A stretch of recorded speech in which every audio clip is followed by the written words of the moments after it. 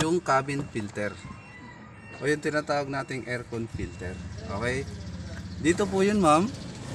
Ito, tatanggalin mo lang to. Ayan, no? And lilihis mo lang to ng konti. Ayan. And kabila. Laglag na. Dito po nakalagay yun, ma'am, yung cabin filter niya. Madali lang naman po magkabit nito, ma'am, at magkalas. Kung mapapansin mo, may arrow siya, ma'am. Ayan, no? Ibig sabihin pataas. Nandun siya. Ito medyo marumi na rin to. Pag ito ay marumi na, ma'am, palitan nyo na. O yan, no? Medyo marumi na. Pag Ito marami, naman hindi yung... siya hindi siya washable. Yes, disposable po.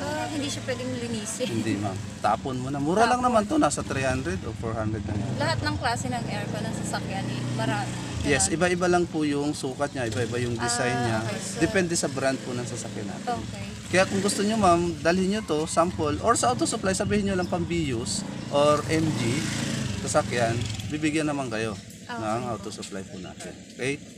Ito po yun. Ayan, ma'am, diyan yung nakalagay. Dali lang ilagay ito. Ayan. Okay. Then, lalak natin. Takpan na natin.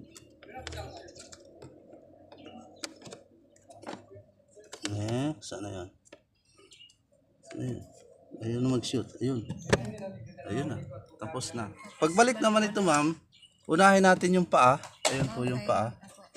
And, ito naman. Taas mo konti. Shot mo na siya. Na-shot mo na, tulak mo na lang siya pataas. Okay na. Ayun. Ganun lang yung